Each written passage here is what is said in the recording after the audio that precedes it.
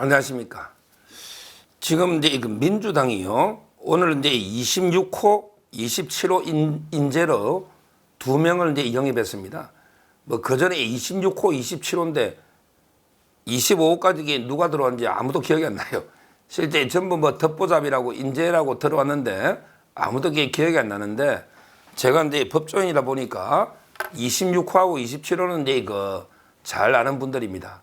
이분들이 옛날에 윤석열 대통령 징계로 이제 찍어낼 때 그 징계의 그 위원장으로 이제 한 분도 있고, 그 다음에 그때 우리 가장 정권의 애완견, 권력의 애완견, 완전히 그 문재인의 가장 이제 그 측근 검사 이성윤 아닙니까? 오늘 이제 민주당이 두 명, 이성윤 이제 중앙지검장, 이자를 이제 26호, 그 다음에 정한중이라고요. 정한중. 이분이 그때 외대 교수였는데 징계위원회 이제 위원장입니다. 위원장 대리지만 이게 위원장이에요. 장관이 있으니까, 장관이 대리하니까.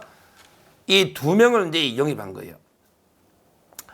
야, 이성윤하고 이제 정한중 두 명을 이제 영입해가지고 지역구에 출마를 시킵니다. 근데 이성윤은 이제 어디로 이제 출마하느냐? 이성윤은 이제 전주잖아요. 전주 이제 을로 나갑니다. 갑을 할 때 을, 전주 을. 근데 거기에 누가 있습니까? 바로 이제 우리 진보당의 강성희는 이제 얼마 전에 윤석열 대통령 악수할 때 손 안 놨고 끝까지 고함 고래고래 지르다가 개끌리 나가듯 찌끌리 나간, 그게 바로 이제 강성희 아닙니까? 강성희. 이자가 이제 진보당으로 현역이 있는 그 지역에 나가겠다. 이성윤. 아, 이게 좌파들끼리 볼만한 싸움이 벌어질 것 같아요. 지금 이제 진보당이 민주당하고 이제 비례로 연합하고 있잖아요. 거기에 보면 이제 비례 의석도 뭐 3석씩 달라. 그리고 이제 울산의 북구는요.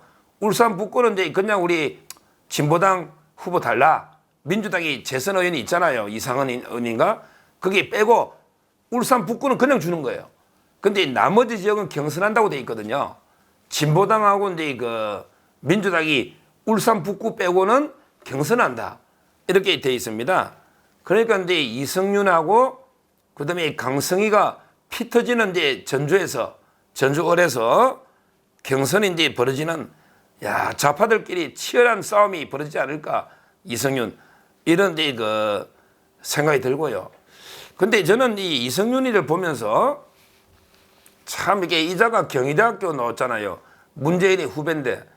근데 중앙지검장 할 때 그때 윤석열 총장이 최강욱이를 기소해라 3번이나 했는데 거절한 이런 자각이 이성윤 아닙니까? 온갖 게 나쁜 짓은 다 했거든요. 근데 지금도 법무부 위원입니다. 연구위원이에요. 근데 사표를 던졌다는 이유로 출마하겠다는 거죠.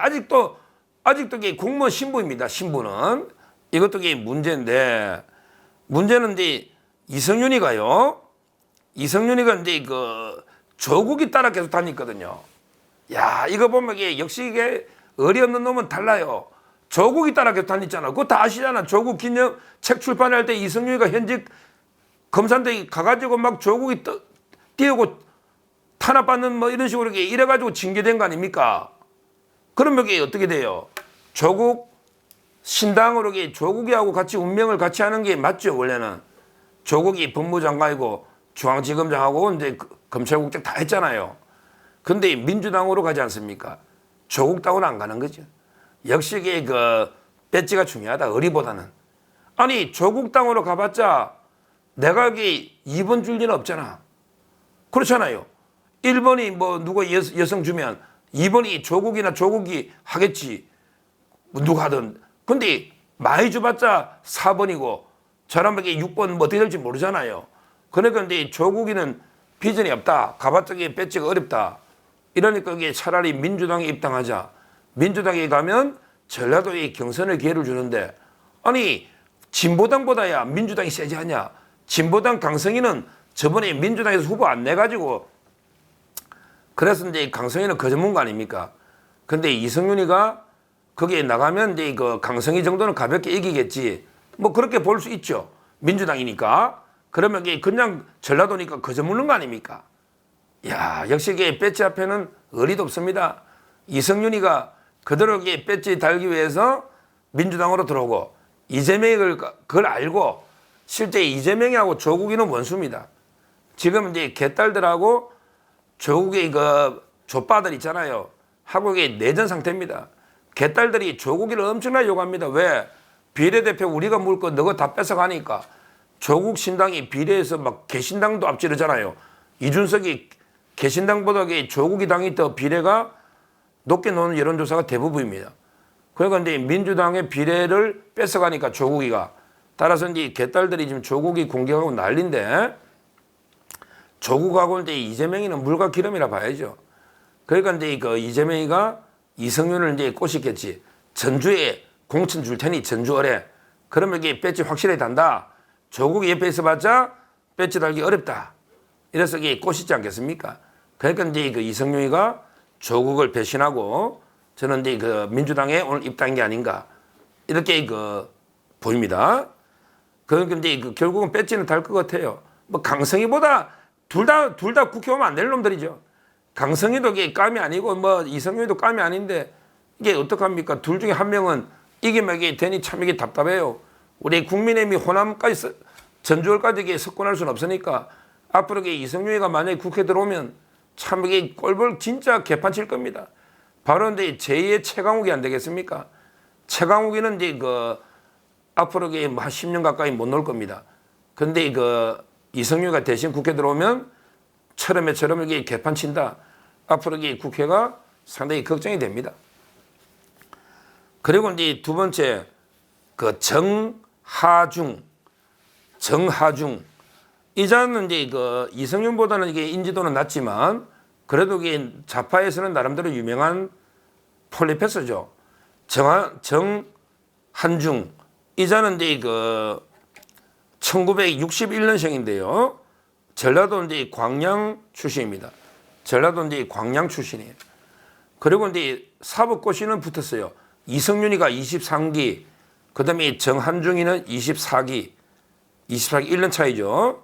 사법고시 이제 붙었는데 그 교수로 간 거죠. 정한중이가 이제 그 순천고등학교, 동아대학교 부산에 학사하고 사법고시 이제 24기인데 교수로 가가지고 이제 그 외대에서 교수를 하는 이런 자가 이제 정한중입니다. 근데 이 자가 이제 그 옛날에 윤석열 대통령 추미애가 이제 그때 징계를 했잖아요. 징계할 때 거기 그 위원장으로 이제 직무대리 위원장으로 이제 지정돼가지고 징계를 주도했던 이런 자입니다. 근데 그 징계가 부당하다고 이제 그 2심에서 최종적으로 이게 부당하다 이래가지고 이제 그 판결이 끝났죠. 윤석열 대통령이 승소한 겁니다. 징계는 이제 부당하다 이래가지고 이제 그 끝났는데 그때 이제 그 활용했던 이자가 이제 바로 정한중이에요. 정한중. 근데 이자가 이제 고향이 광양이다 이랬지 않습니까? 고향이. 그러니까 이제 그 어디 노느냐? 이자가 이제 그 우리 순천, 광양, 뭐 곡성 뭐 이런 데 지역구 있지 않습니까?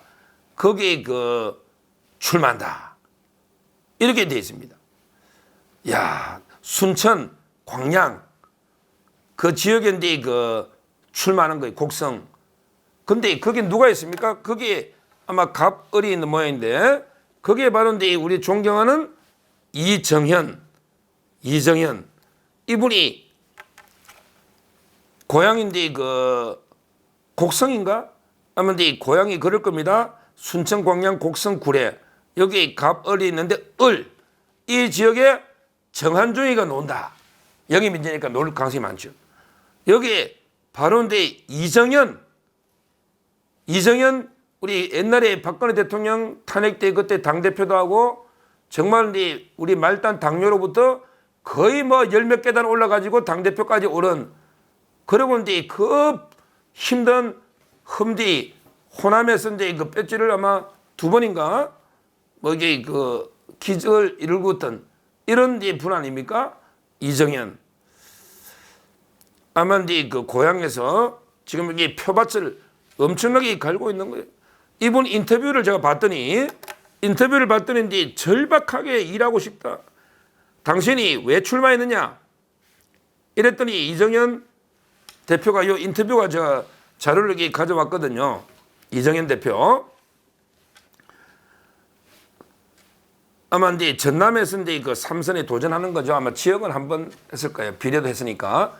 전남에서 이제 이분 도전하는데 이분이 당선되면 이걸 천지개벽이라고 부르고 천지개벽. 어떻게 보면 기적이죠. 근데 그 기적은 뭐 얼마든지 일어날 수 있는 거니까. 근데 왜 이제 출마했느냐? 이랬더니 이제 그 미치도록 일하고 싶다. 미치도록 이제 일하고 싶다. 이게 그 자기는 이제 그 소 키우는 사람이 되고 싶다. 진짜게 전라도 도민들을 위해서 이제 그 머슴처럼 소처럼 제대로 일하는 사람 한 명이 필요한 거 아니냐. 나머지 뭐 정치인들도 필요하지만 진짜게 주민들을 위해서 소처럼 일하는 이런 일꾼이 되고 싶다. 그래서 미치도록 후회 없이 일하고 싶다. 한마디로 소를 잘 키우고 싶다. 이러면서 그 여러 가지 이제 공약을 이야기하고 있더라고요.